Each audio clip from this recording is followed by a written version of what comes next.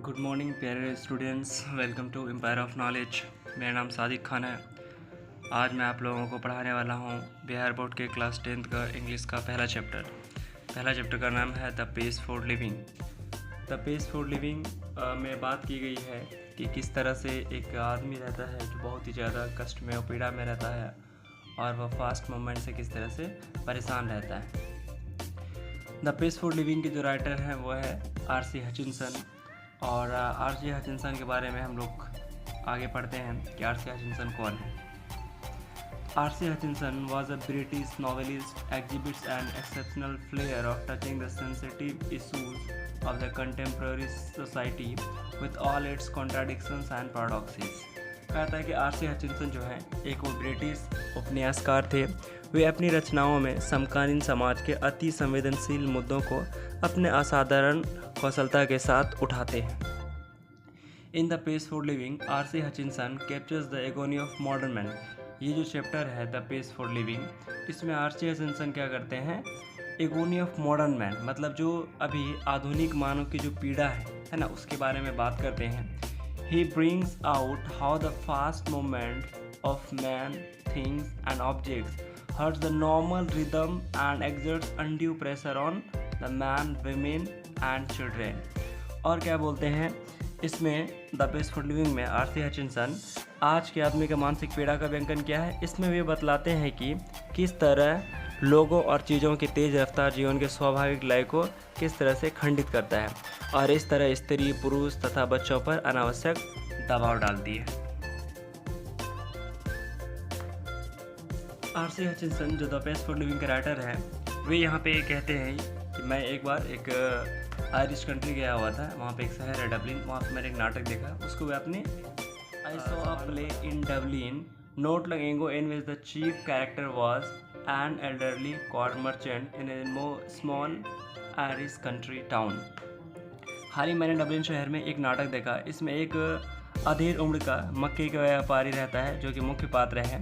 वो एक छोटे से आयरिश शहर का निवासी था। He was man of many anxieties. वो जो इंसान था वो बहुत ज़्यादा क्या था, चिंताओं से ग्रसित था। His heart was dicky. उसका दिल भी बहुत ज़्यादा कमज़ोर था। His nephew was cheating him. उसका भतीजा से क्या कर रहा था, चीट कर रहा था। His wife had the fantastic notion of spending $10 on a holiday, है ना। उसकी वाइफ को हर सप्ताह या हर हॉलीडे पे क्या करना था, $10 खर्च किया करती थी। All together the pace of life was getting too much for him. कुल मिलाकर जिंदगी की बढ़ती रफ्तार से वह तालमेल बिठा नहीं पा रहा था। And in a moment of despair he uttered a great cry from the heart. उदासी की एक क्षण में उसके दिल से एक कराह निकलती थी। They tell me there is an aeroplane now that goes at 1000 miles an hour, now that's too fast. लोग कहते हैं कि अब तो एक ऐसा हवाई जहाज बन गया है जो 1000 मील प्रति घंटा की रफ्तार से उड़ान भरता। अब यह तो बहुत ही ज़्यादा तेज रफ्तार हुआ। राइटर कहते हैं R.C. Hutchinson, for me that the most enchanting line in the play, the man's complaint was so gloriously irrelevant to his own situation. इसमें R.C. हचिनसन कहते हैं इस नाटक में मेरे लिए सबसे मोहक पंक्ति ये थी कि उस पात्र की शिकायत, मतलब जो मेन कैरेक्टर था द ओल्ड कॉर्ड मर्चेंट, उसकी जो मुख्य शिकायतें थी और उसकी जो स्थिति थी, है ना, वो दोनों क्या कर रही थी, मेल नहीं खा रही थी, निरर्थक थी। And besides being comic it strucks me as perfect illustration the way the Irish gets subtle truths by the most unlikely approach you saw what the old fool meant. आपने देखा कि वह जो आदमी था, है ना, ओल्ड कॉर्न मर्चेंट, वो किस तरह से मूर्खतापूर्ण बातें कर रहा था। Note that I have any dislike of rapid movement my self. ऐसा नहीं है कि मुझे तेज़ रफ्तार से, है ना, किसी भी तरह का क्या है, नापसंदी है। R.C. हचिनसन कहते हैं मुझे तेज़ गति से भी किसी भी प्रकार की कोई दिक्कत नहीं है।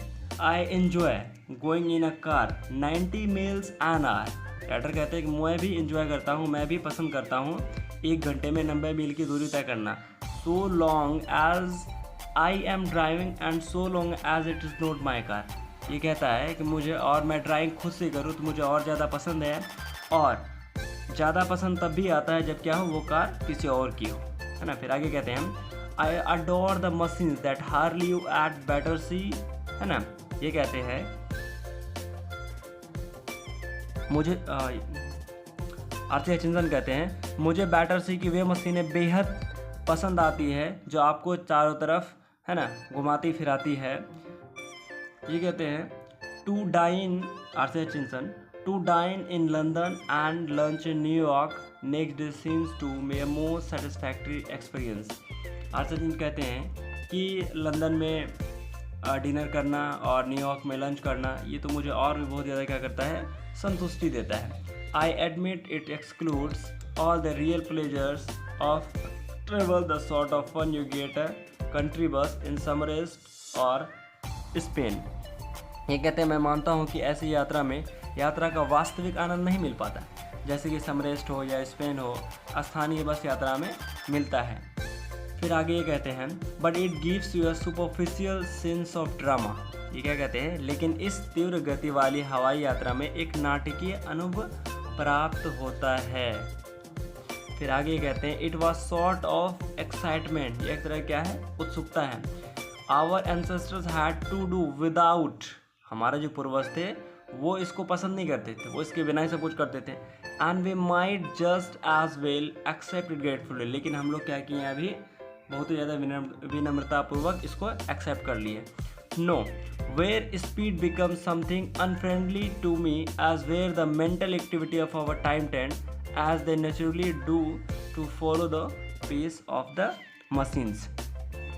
तो आगे मैंने बताया कि ऐसा अनुभव हमारे पूर्वज नहीं प्राप्त किए थे, इसलिए इस अनुभव के लिए हम लोगों को एहसानमंद होना चाहिए नहीं, लेकिन जहां मानसिक क्रियाएं संभवतः मशीन की रफ्तार का, है ना, अनुमान लगाती है, वहां रफ्तार मेरे लिए कष्टदायक हो जाती है। जैसे कि अगर मैं बात करूं, I speak with prejudice because I belong to the tribe of slow thinkers, है ना। मेरी बात में अगर आप ध्यान से देखें, क्योंकि मैं धीमी सोचने वालों की जमात में शामिल हूँ, मतलब मैं धीमी सोचता हूँ, मैं उस ग्रुप से आता हूँ जो लोग धीमी सोचते हैं। Those who are cursed with el spirit de el escalier, people who light on the most devastating repartee about 4 hours after the party is over। ऐसे लोग चालाकी के बल पर पुनर्जीवित होना चाहते हैं, जबकि इसके लिए वक्त नहीं बचता है। मैं उन लोगों में से हूँ जो किसी भी, है ना, अगर मेंटल एबिलिटी के टेस्ट हो या किसी भी परीक्षा हो, किसी में मेरा सदा कम मार्क्स प्राप्त होते हैं। वे पार्टी ख़त्म होने के घंटों बाद किसी से बातचीत करते हैं और याद करते हैं और हंसते हैं। फिर ये आगे लाइन कहते हैं कि I am one of those who are guaranteed to get the lowest marks in intelligence, है ना। मैं उनमें सबसे कम मार्क्स प्राप्त करूंगा अगर उसमें मार्क्स देने की बात आएगी। फिर है, because those tests all once I have cross seem to be design to measure the speed of your mind than anything else. और कहा था कि ये सारी चीज़ें जो बनाई गई है, मेंटल एबिलिटी या मान लिया IQ टेस्ट करने का, ये क्या है, माइंड के एक IQ चेक करती है, जिसमें कि मुझे बिल्कुल मार्क्स नहीं मिलेंगे और मैं बिल्कुल उसमें पीछे रह जाऊंगा। Obviously we slow thinkers are terribly handicapped. कहते हैं कि जाहिर सी बात है कि हम जैसे स्लो थिंकर्स क्या हैं, एक तरह से हैंडीकेप्ड है in the business of getting a living, है ना, ज़िंदगी को सही तरीके से जीने में। But what I am thinking about just no is not so much the practical use of one's mind, it is use of enjoyment।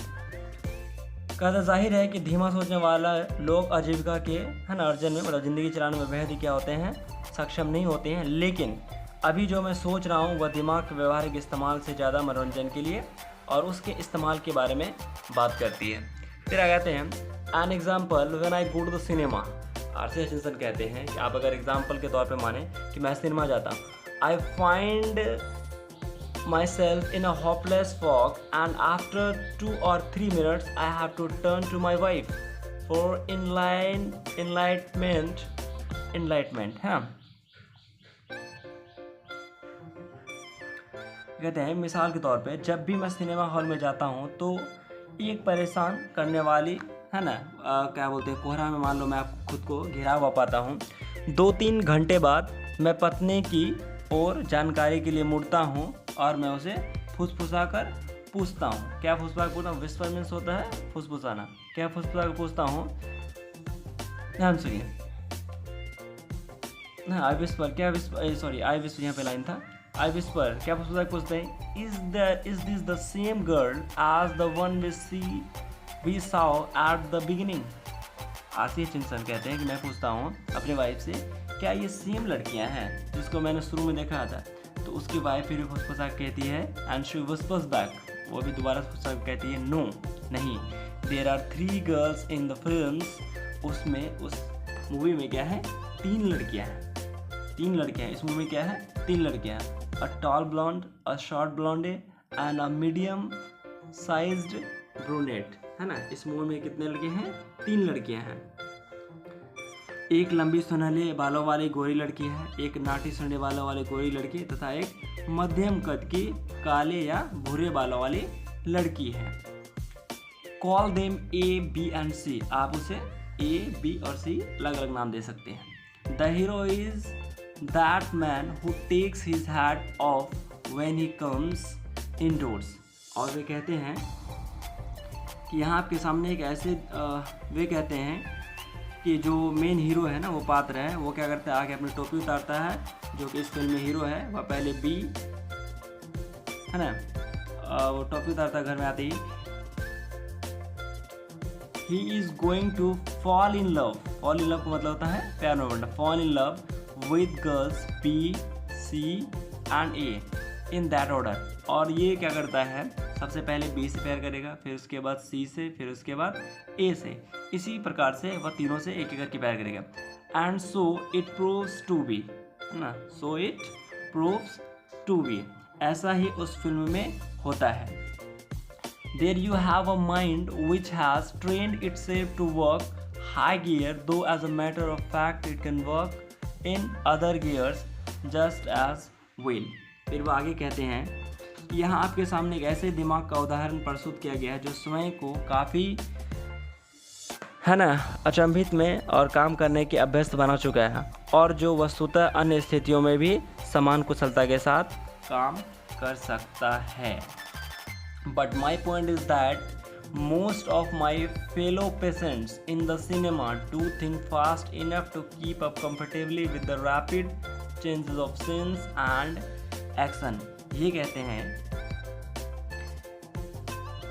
कि पर मेरा कहना यह है कि सिनेमा हॉल में मेरे ढेर सारे मेरे साथी हैं जो तीव्र गति से सोच लेते हैं, ताकि जल्दी जल्दी हो रहे जो परिवर्तन है, जो सीन चेंज हो रहा है, उसको वो आसानी से समझ ले। They think faster than people did 30 years ago, possibly because those who do not think fast in high street nowadays may not get another chance in this world to think all। कहते हैं ये लोग 30 वर्ष पूर्व लोगों से तेज गति से सोचते और समझते हैं। शायद ऐसा इसलिए है कि जो लोग आजकल तेज नहीं सोच सकते हैं, उन्हें इस दुनिया में फिर दूसरा मौका नहीं मिलने जा रहा है, और वो संसार में पीछे रह जाएंगे, और वे संसार के बारे में सोच सके। इसके लिए क्या चाहिए? फास्ट मूवमेंट ज़रूरी है। तो ये जो चैप्टर था हमारा द पेस फॉर लिविंग, इसमें बात की गई है आर.सी. हचिंसन के बारे में। और आर.सी. हचिंसन जो राइटर हैं वो बात करते हैं कि किस तरह से एक मक्के का व्यापारी, है ना, वो कितना परेशान है और बहुत सारे चिंताओं से ग्रसित है। फिर वो राइटर अपने बारे में बात करते हैं कि मैं भी उस, क्या कहते हैं, ट्राइब से बिलोंग करता हूँ, जो ट्राइब क्या है? स्लो थिंकर का ट्राइब है। इस तरह से वे अपनी बात रखते हैं। तो फिर प्यारे स्टूडेंट्स, अगला चैप्टर, इस चैप्टर का जो क्वेश्चन आंसर है और जो इसका ऑब्जेक्टिव है, फिर वो हम लोग क्या करेंगे? अगले वीडियो में देखेंगे। Thank you for watching.